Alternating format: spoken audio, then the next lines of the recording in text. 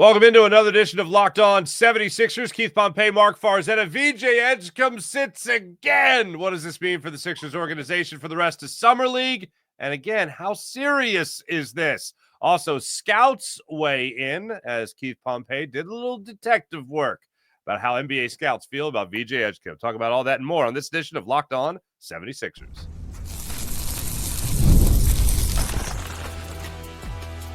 You are Locked On 76ers, your daily Philadelphia 76ers podcast, part of the Locked On Podcast Network, your team every day. And we do thank you for making Locked On 76ers your first listen every day, part of the Locked On Podcast Network, your team every day. Keith, I know a lot of this business is making predictions and then hoping you're wrong because we grew up here.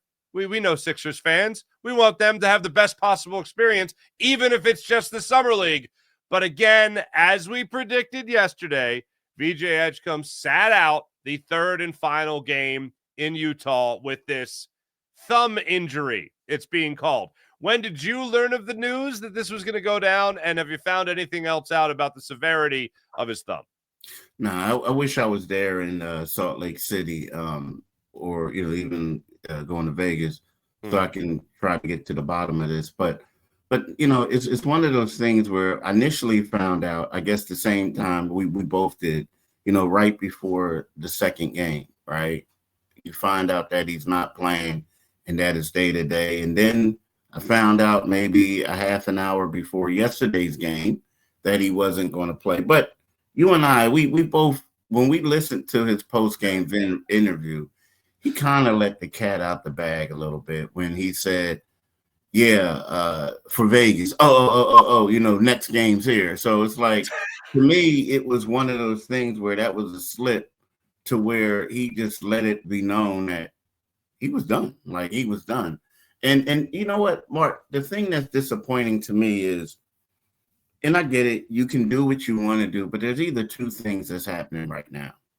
Either the Sixers are basically not being transparent with what's going on. Like, it could have easily been like, you know what, this guy has a hand injury. He's going to play this one game. Now, we got to understand, it's his, off shooting hand, right? He's right-handed, so it's his left hand. Yeah. So it's one of those things where, it's the Summer League. It doesn't mean too much of anything. We're just going to shut it down. He'll come back during the Vegas Summer League, and everything's fine. So that's one thing. They could be not transparent, or it could be something that's bothering him. And if it's something that's bothering him, that's a problem too.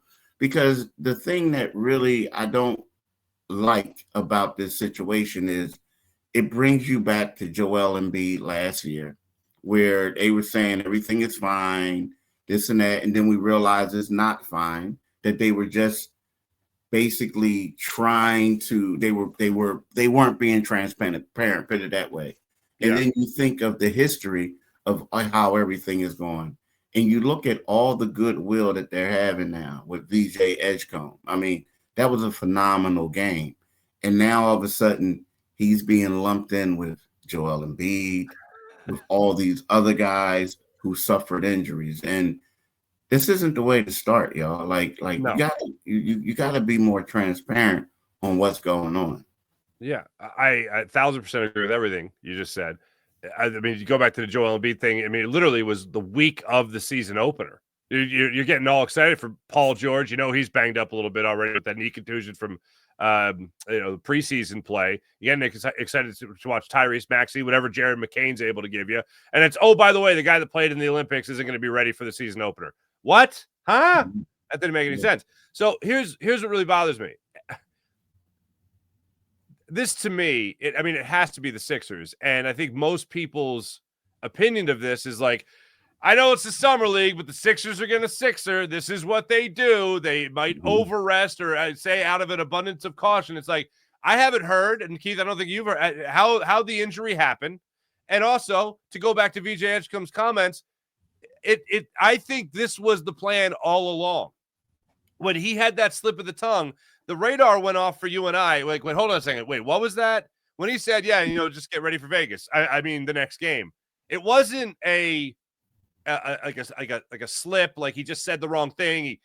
Like his eyes, the way he said it, the whole thing was like, oh wait, is this the plan, or is he done? They just don't want to play him in Utah. They want to play him in Vegas. Like, was the plan all along? Yeah, go ahead, get your feet wet, play against Ace Bailey. That whole thing is part of the mindset, and then we'll just see how you do in Vegas. The other thing I don't like about it, Keith, is that this, again, is what the Sixers do. I don't want them to do this with the player that they brought in to help the change in culture. Like, one of the things I love about Tyrese Maxey, and I've said this, I think, for the last couple of shows here, Tyrese Maxey said at the end of last year, yeah, if you're going to play me, I'm going to try to win. So if you want to lose, you don't play me. I love that when he said in his locker. And then what happened? Yeah, they ended up more or less shutting him down for the season without officially doing it until much later in the season. VJ Edgecombe is supposed to be the guy that'll run through a brick wall to go play a basketball game. That was one of the reasons you drafted him. And now, from the way I see it, from an outsider looking in, it looks like, no, VJ, this is the way you play the game in the NBA. Okay, we're going to play it a little bit. And then, like, that is that's an atrocious look for a guy that just wants to come in and play basketball. Exactly. And it's an atrocious look. And I get it. I mean, I understand it. It's one of those things, you want him to play against the Utah Jazz when it goes up against Ace Bailey, right? So then also you want him to play tomorrow night against the Spurs, because then it's a 2-3 matchup against Dylan Harper. And you may have some guys who were on the Spurs from last year, like Stephen Castle may play. Who knows, right? Rookie of the year. I wouldn't play him as a rookie of the year, but at the same time, that's a marquee matchup that the league wants. And then on Saturday, you go up against the Charlotte Hornets and Con Knipple, right?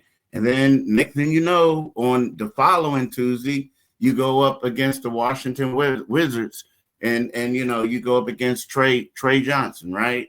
So I get the storylines, and then they Dallas Mavericks, but at the same time, it's kind of like, I feel like if we're on to what we think we're on to, I feel like the people who are suffering are the Sixers fans. Definitely. Who basically supported this team after they did Tank Part 9 last year.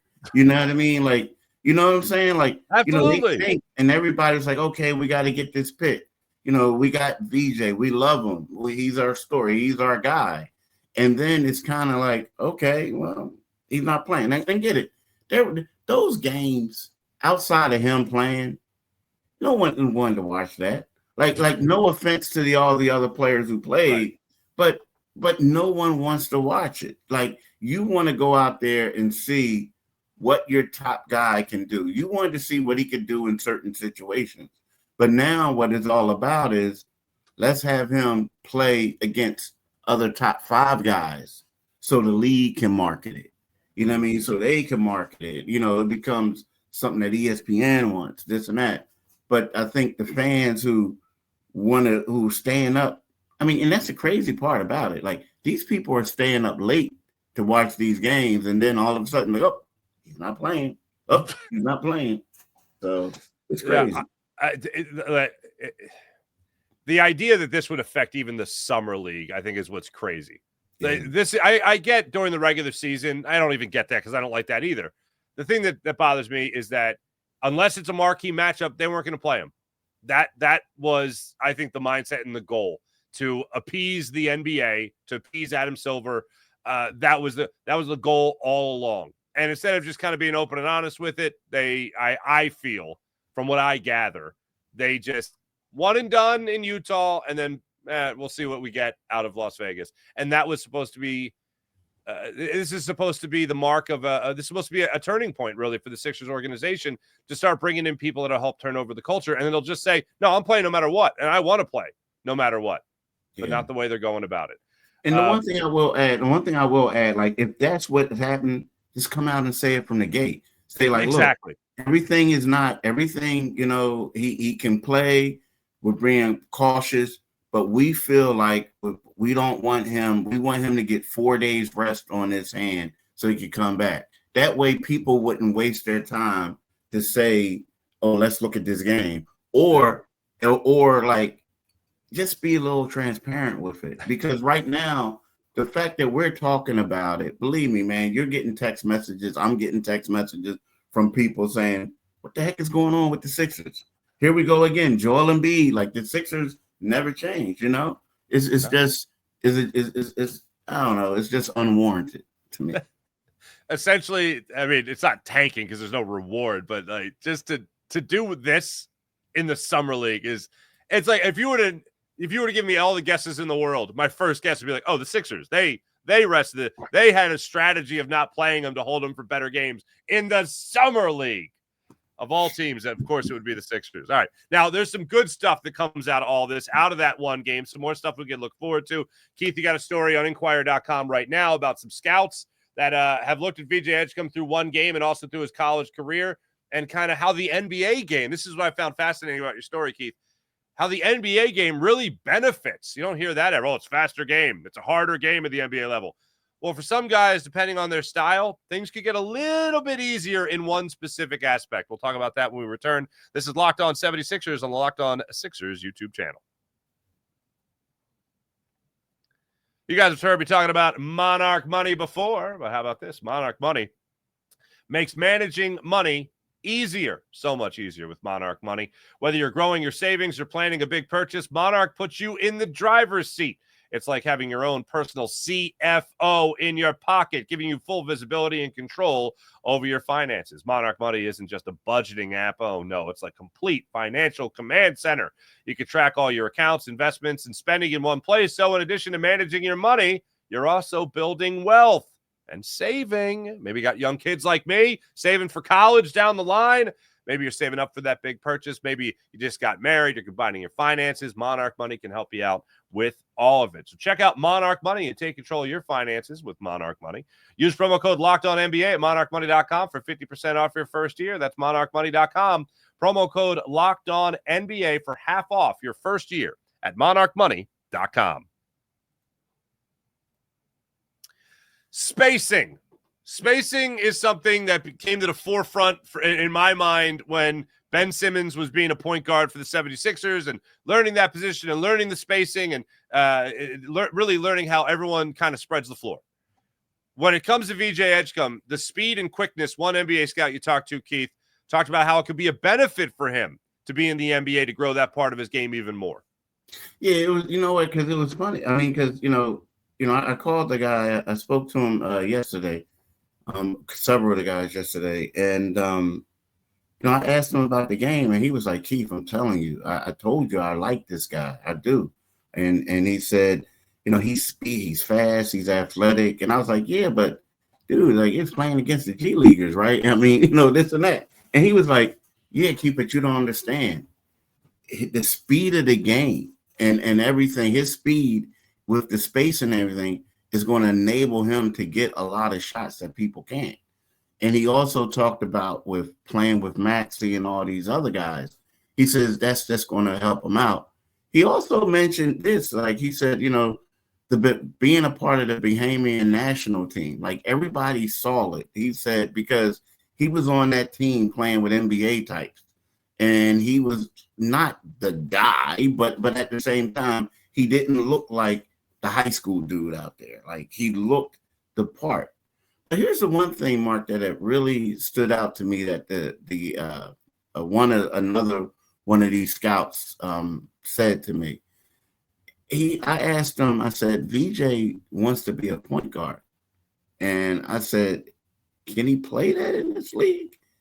And the guy says, I don't see why not. I was like, what? Hold up, bro. Like, what are you talking about? And he said, Keith, he says, okay, he says, look at Jamal Murray. He's the point guard for the Denver Nuggets, but we all know he's not a point guard. He's a small too. I said, yeah, okay. And then he says, look at Oklahoma City Thunder. Who's their point guard? And I'm saying like, it's Shea, SGA. He says, yeah, exactly. But who else had the ball? And then he said Caruso, and then he said Cason Wallace. He says, they're not point guards, none of them. He said, the days of having Isaiah Thomas and John Stockton to get you in the sets are over. He says, you even look at the San Antonio Spurs now. They have De'Aaron Fox, Stephen Castle, and now they're going to have Dylan Harper. All those guys are going to have the ball. He says he's not a point guard, but he's athletic enough to get his own shot and then to zip the ball to other people. He says the league has changed. He says, no, he's not a point guard, but there are a lot of people who aren't point guards nowadays handling the rock. So I was blown away by that comment because, you know, we all think that you need a traditional point guard to get you in the sets. But the league thinks that, guess what? He can handle the rock. You know, now, again, I don't know how often he's going to handle the rock, but these people think that this is the way the game is trending now, where you have guys getting downhill, just being extremely athletic, being able to get their own shot and get shots for others. Yeah, it seems like the point guard role in the NBA has just become facilitator with the point forward roles and all that stuff. If you can facilitate, you can do an impression of a point guard whenever the team needs it, kind of thing. But the thing that I still question with VJ Edgecombe, hey, look, I don't care if you're a point guard, a facilitator. If you're out there on the court in anything close to a guard position, you got to be able to handle the basketball. Exactly. And that's one of the things that he's got to work on, as you were just saying. That's a concern I have. When he was facilitating, to use that term, in the one game we've seen so far in the NBA, in the Summer League, he didn't look comfortable. It looked a little bit more comfortable as the game went on, but still as a facilitator did not look comfortable in that role. The only time it really looked like he was comfortable is when the instance that you and I talked about when Harkless was kind of challenging him and trying to bait him into something. Yeah. He took it upon himself. He took it upon himself to facilitate in that spot. He beat Harkless off the dribble, took him to the block, and then kicked it out to Jani Brown for the three. And I went, little court vision from the fella. I like that. Yeah. That was really the only time. But can he get better at handling the basketball in order to become more of that facilitator? To me, is the big question. And, you know, as the Summer League goes on, I'd like to see him take those little steps forward. Exactly, because you know, you're talking about that assist to Broom. That was the only assist he had that game, and that came off of like you said, the guy took it to the streets, and he like, look, dude, you're not gangster, you're not gangster, and then he like embarrassed him. So you ever been to the Bahamas, man? You ever been to the Bahamas? Exactly. Then look, man, don't let the clean beaches fool you. Don't let the beaches fool you. Like, yo, this ain't a cruise ship, bro. This ain't a cruise ship. So look, the deal is, you know, so that's for me, you know, I just need to see a little bit more of that. Now, again, I get what he says, Stephen Castle, the guy said it like what the Spurs are doing. So, you know, it's one of those things. I understand that, but you know, but at the same time, I need to see a little bit more. Now, again, maybe he's projecting down the road how it could be. And the one thing I do like is that really impresses me about Edgecombe is when you look at Edgecombe and the fact that he's saying, I want to get better at this. I want to do this. I want to be that guy. You know, to me, that says like, hey, this guy knows what his weakness is and he wants to challenge it. Another scout told me that he says that Edgecombe is better than Quentin Grimes. And I'm like, whoa. Ooh. And then he said right now they both have the same defensively, they're on the same level, right? He says, you know, Edgecombe is more athletic than him and this and that. And he said that the thing about Edgecombe is that if he works on his shot, he'll be good, right? He thinks that, and we talked about this before, and I think I got flack when I called him a poor man's Victor Oladipo. But the guy said he's a young Victor Oladipo right now. Mm-hmm. And he said that, you know, when Victor came into the league, he had to work on his shooting. And once he did that, he became a 2-time All-Star before he suffered those injuries. So when you think of that, you know, that's a pretty good comparison. Now, I don't know if Quentin Grimes in the right situation, maybe, but, you know, right now, you know, he's been pegged for most of the time as like a reserve or a situational starter. Now he had a lot of points and he did a lot of great things with the Sixers in those games that he played this past season. But when you look at him, a lot of people aren't comparing him to like all-stars. They're saying he's a great piece to have.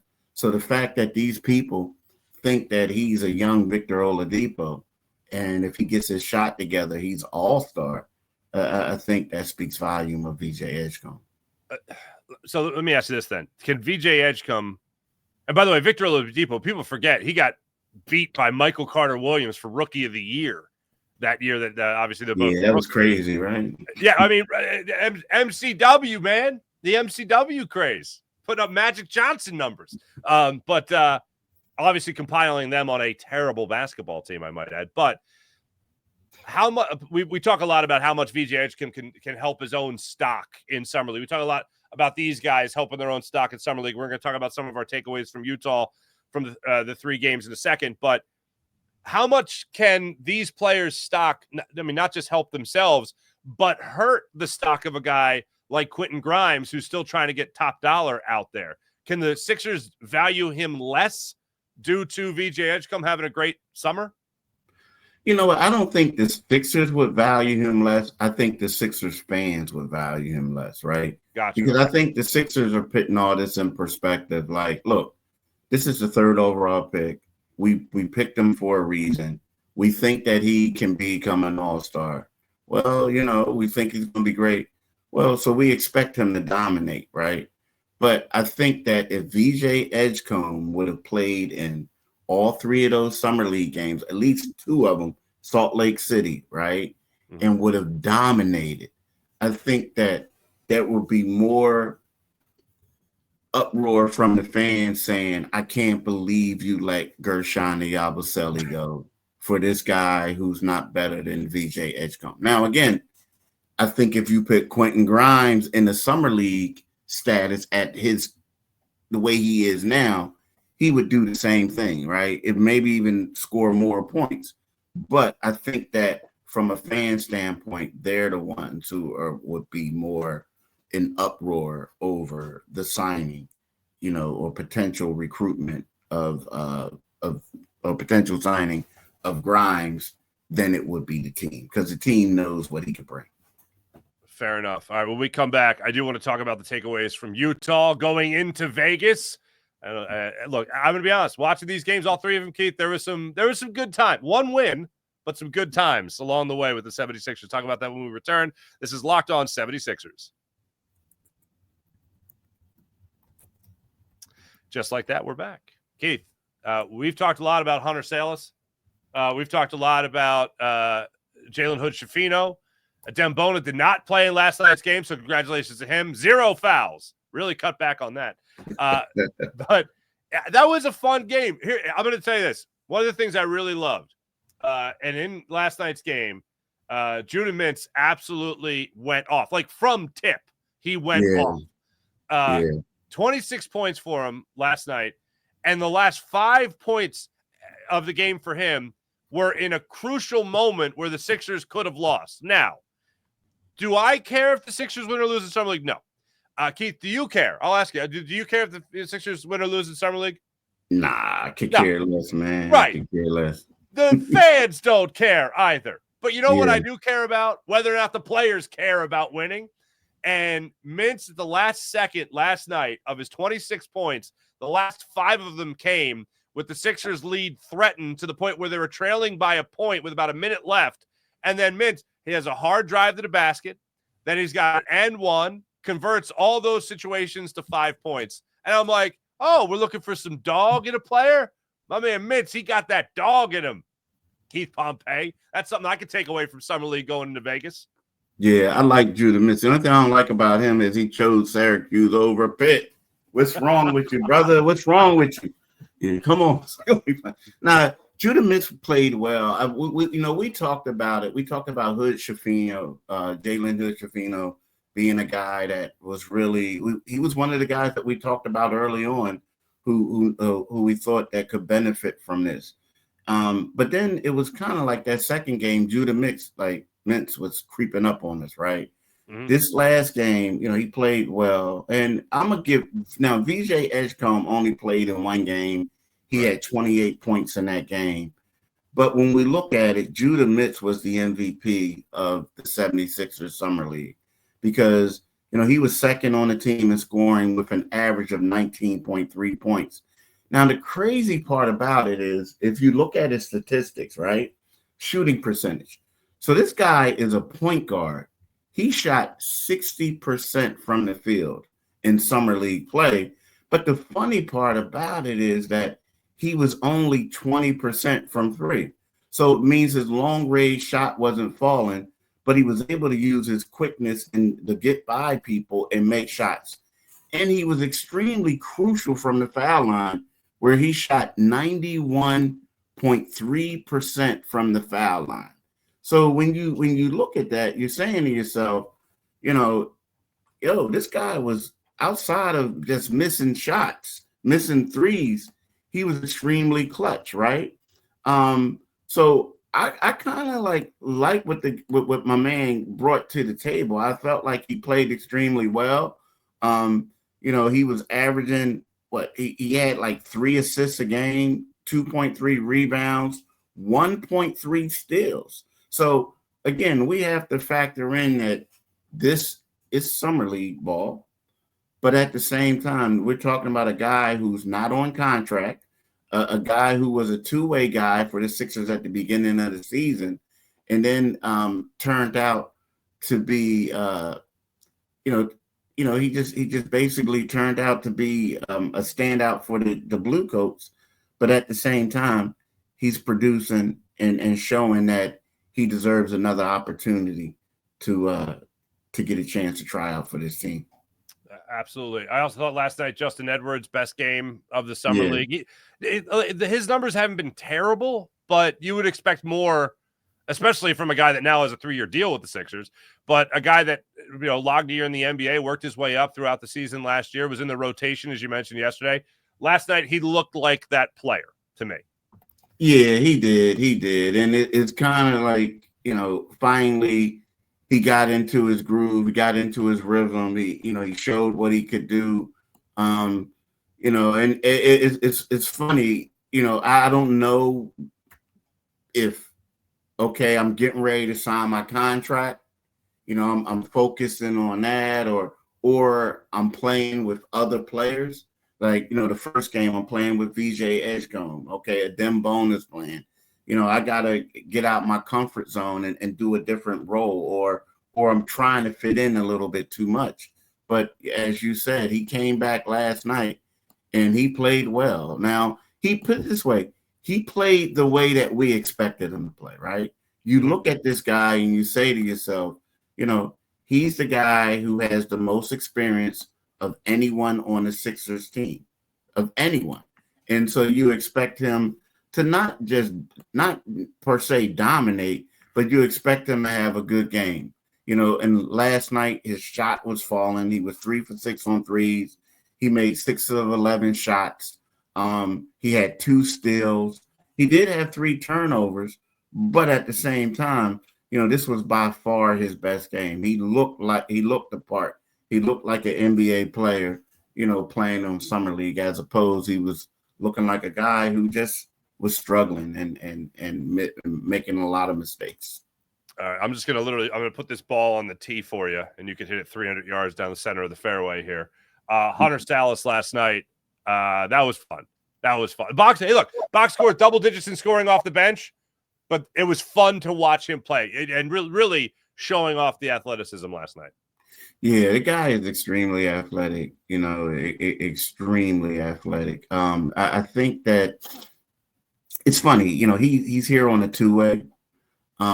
But the crazy part is he's just as tall as VJ Edgecombe.